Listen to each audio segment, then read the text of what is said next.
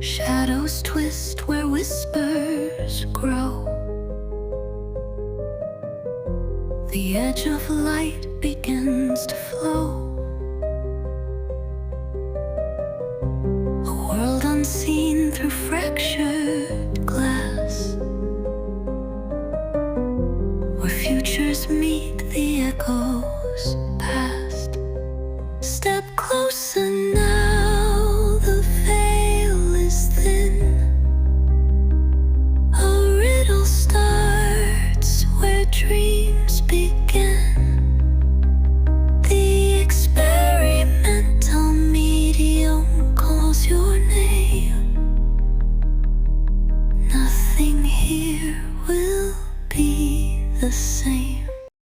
Welcome back, everyone, to the Experimental Medium podcast. Great to be here. Today, we're diving into, well, the fascinating and sometimes pretty strange world of Spiritist phenomena, specifically looking at Allan Kardec and the mediums associated with his work. That's right. We've got a lot of his writings to draw on, detailing some, let's say, extraordinary claims. Exactly. And our focus today is really to try and understand the conditions Kardec believed were needed for mediumship and these spirit phenomena to actually occur. And also why Kardec himself is still such a significant figure, why he still sparks so much interest, you know? Right, because if you're listening, you might be thinking, what did they really claim to see? What did they believe was happening? So let's try and unpack that. Well, Kardec's approach was quite unique for the time. He wasn't coming into it as a dyed-in-the-wool spiritualist. He was more of an educator, a logician. His investigation wasn't really driven by faith initially, more by a desire to observe, analyze, and understand what people were reporting. So less mystic, more method. Kind of, yeah. He saw mediums not as, some kind of special guru, but as individuals with a certain sensitivity. Like a conduit, maybe. Okay, a conduit. Let's explore that. Because Kardec suggested this wasn't some rare superpower, right? More like a potential most people have. He used the term germ, didn't he? Like everyone has the seed, the germ of these qualities. Okay. But whether it develops, whether it sprouts, depends on, various factors and the right conditions. It's like musical talent, maybe. Some people have a natural ear, others need a lot more practice. That's a really good analogy, actually. You might have the basic capacity, but reaching fluency, really developing it into a reliable channel, that takes effort. The right circumstances, maybe some natural aptitude too. Kardec saw something similar with mediumship. And the early methods when these investigations kicked off, they sound pretty basic. Talking tables, really. Yeah, that's where a lot of the early reports start. These seances often involved physical things happening. You'd ask a question, and the table might rap once for yes, twice for no, that kind of thing. Simple code. Very simple. But Kardec documented how things evolved pretty quickly towards, let's say, more direct forms of communication, especially writing. Right, the planchettes and the courbet, those little baskets with pencils attached, how did they work better? Well, the planchette, that little wooden heart on casters with a pencil poking through, Yeah. people would just rest their fingers lightly on it, and supposedly under spirit influence, it would glide across the paper and write things out. The courbet, the basket, was a similar idea. So the big leap was getting actual text. Exactly.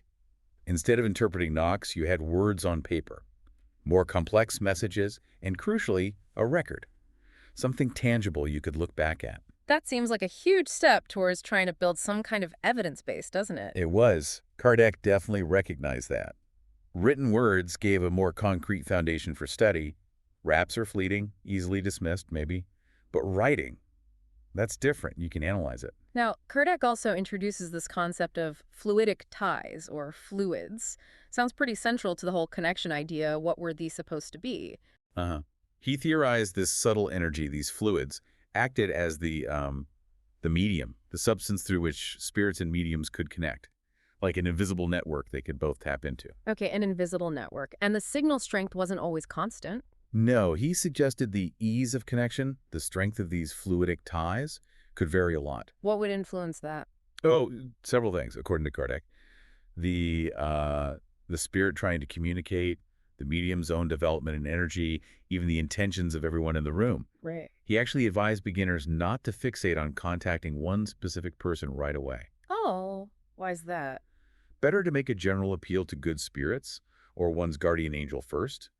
The idea was to connect with clearer, stronger signals, more positive influences, before trying to tune into something potentially weaker or more difficult. Like tuning a radio to the strong station first. Makes sense. Yeah.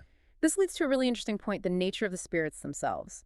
Kardec really emphasized the medium's morality influencing who came through. Yes, absolutely central to his thinking. He argued that spirits don't just become instantly perfect when they leave the physical body. They keep their characteristics good and bad. Still themselves, essentially. Pretty much. And the medium's own moral state, their virtues or flaws, acted like a kind of magnet, or maybe a resonance. Good intentions attracted good spirits, while negative traits could draw in lower, maybe even deceptive ones, like attracts like, basically. So if a medium was, say, really prideful, they might be more vulnerable to spirits playing on that ego. Precisely. Kardec saw pride as a major danger zone for mediums. An inflated ego was like an open door for manipulative spirits. He contrasted that with what he saw as the truly good medium, characterized by humility, selflessness, just wanting to use their faculty for good. The medium's integrity was paramount for reliable communication. It definitely sounds less like a party trick and more like a serious responsibility. It does. Now, something that might surprise people is Kardec's take on animal mediumship. Could you talk to your party cat, according to him? Well, Kardec had a very specific view here. He believed animals have an intelligent principle, yes, but after death, it doesn't persist individually like a human spirit. So what happens to it? He theorized it enters a sort of latent state and then gets reused basically by the life force to animate new beings. So in his system, no individual fluffy spirits floating around in the spirit world, only human spirits. Okay. So if someone swears they communicated with their dog Fido after he passed, what would Kardec say was going on? Kardec would likely suggest that another spirit, maybe a playful one, maybe even a well-meaning one, was simply taking on Fido's persona. Impersonating the pet? Sort of. Tapping into the person's memories and emotions about Fido, mimicking him, not the actual animal spirit, but another spirit playing a role. It really highlights his emphasis on discernment.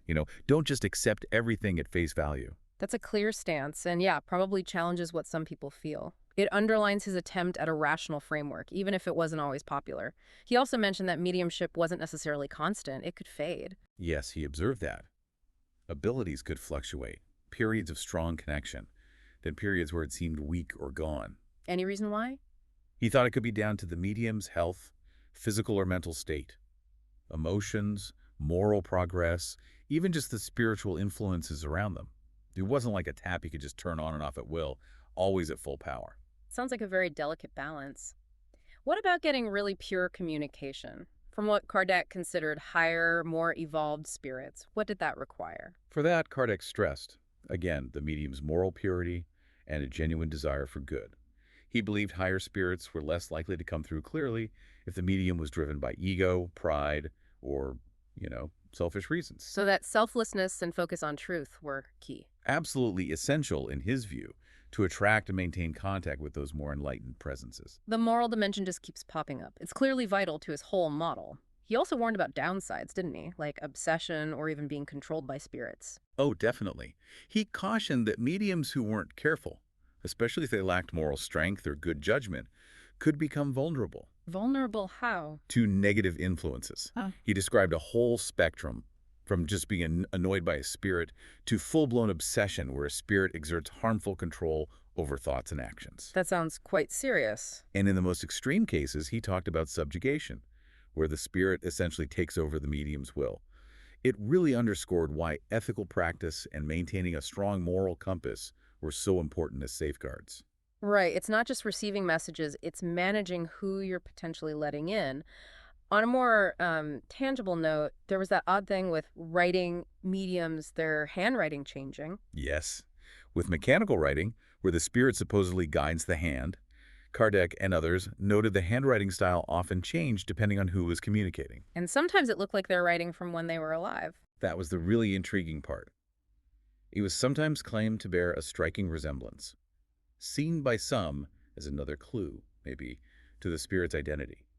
Like a ghostly signature. Like a little piece of potential evidence. Okay, let's shift from the mediums themselves to the phenomena.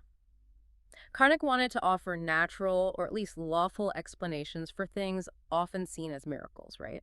Absolutely. Yeah. A big part of his project was to bring rational understanding to show these things weren't just random magic, but operated according to laws, even if those laws were just starting to be understood through Spiritism. So things like the raps and noises, brutes and coup frappes, common, but he urged caution.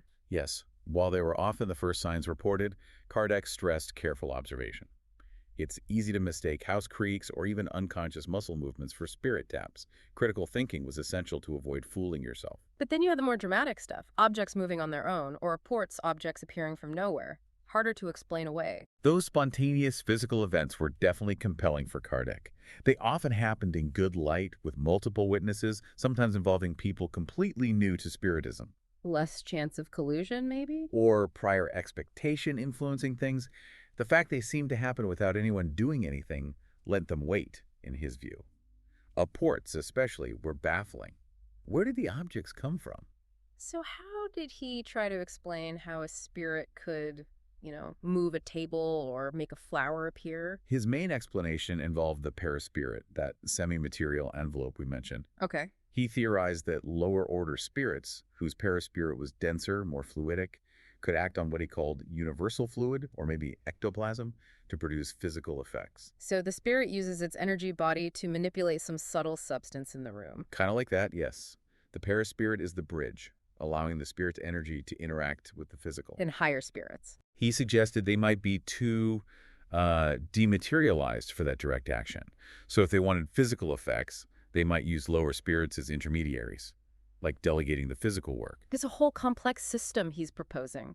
Right. What about seeing things, apparitions? How could a spirit become visible? Kardec thought the paraspirit could, under certain conditions, condense, become dense enough for our eyes to perceive it. He believed spirits could consciously shape their paraspirit to appear in recognizable forms, sometimes translucent, sometimes seemingly solid. And this covered things like bicorporeity, a living person's spirit appearing somewhere else. Yes, or bilocation, the spirit temporarily separating from the physical body and manifesting elsewhere, and also transfiguration, where a spirit might alter its appearance, maybe look like someone else. You mentioned that story about Vespasian and Basilides earlier. Right. The Roman Emperor Vespasian is in a temple, sees the scholar Basilides behind him, but Vespasian knew Basilides was miles away in Alexandria and sick. And he was right. Basilides was still in Alexandria. Confirmed later, yes. Kardec used that historical anecdote as potential evidence for bicorporeity, Basilides' spirit appearing in the temple while his body remained elsewhere. Those kinds of accounts definitely keep the debate going. Did he also say spirits could make objects appear visually? Yes, similar idea.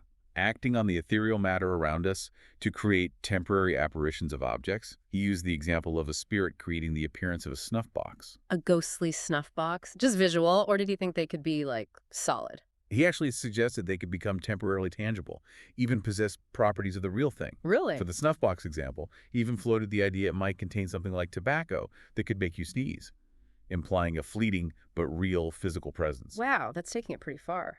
And finally, you mentioned pneumatography and pneumatophony. Right. Pneumatography is direct spirit writing messages appearing on paper with no hand holding a pen. Okay. And pneumatophony is direct spirit voices, audible voices, without using a medium's vocal cords. Writing and talking from thin air, basically. Were these common? Kardec noted direct writing often produced short messages, maybe just a few words, sometimes in languages no one present knew. Spirit voices varied in clarity, and interestingly, sometimes sounded like the spirit still thought they were alive, reflecting their state of mind. These were seen as quite powerful proofs by believers. It's just this huge range of reported phenomena, isn't it? From subtle feelings to physical objects and direct voices. So let's circle back. Why is Allan Kardec still seen as so important when we talk about all this? I think his real significance, his enduring legacy, comes from his attempt to bring a rational, almost scientific approach to it all. He wasn't just collecting spooky stories. He was trying to find patterns, establish a system, understand the laws behind these phenomena, moving it away from just superstition or pure faith. So it wasn't just documenting, it was analyzing, trying to find the how and why. Exactly. He systematically gathered and compared thousands of reports, looked for consistency, tried to formulate principles. His whole work was based on this huge pool of observations, trying to build a coherent framework. And a big part of that was trying to filter out the noise, right? The fakes, the mistakes. Absolutely crucial. Kardec knew fraud was possible, knew people could deceive themselves. He spent a lot of effort developing criteria to try and tell genuine phenomena from, well, nonsense. Rigorous testing, cross-checking, a critical mindset, even while being open to the possibility. So he was trying to bring some intellectual discipline to a field that maybe lacked it sometimes. You could definitely say that. His work offered explanations, a framework for things previously just labeled miraculous or supernatural. For many in the 19th century grappling with science, it offered a potential bridge to spiritual ideas. Explanations rooted in observation, even if controversial. And it wasn't just about the phenomena, was it? He emphasized the moral side, too. Oh, massively. That's key. For Kardec, Spiritism wasn't just about proving spirits exist. It was a moral philosophy. Understanding our connection to the spirit world, reincarnation, evolution. He believed this could lead to personal growth and a better, more ethical society. So more than just a paranormal investigator, he was aiming for a whole world view with ethical implications. Precisely. His significance is really in that pioneering systematic effort, investigating mediumship, phenomena, and building this underlying philosophical and moral structure from it. That's why his work is still studied and debated, and for many practiced today. A major figure in spiritual and, you could argue, parapsychological history. Okay, so wrapping up our look at Allan Kardec today, we've touched on the conditions he saw as necessary for mediumship, this incredible variety of phenomena he documented, and why he remains important, this figure trying to apply reason and observation to these deeply perplexing experiences. Yeah, his work provides this framework, built on countless accounts, trying to make sense of it all. It definitely still sparks that curiosity about reality and the unseen. And maybe that leaves you, listening in, with a thought to carry away. If spirit communication is possible, even under these very specific demanding conditions Kardec described, what might that suggest about the nature of consciousness itself and the reality we think we know? It certainly is something to think about long after we finish talking.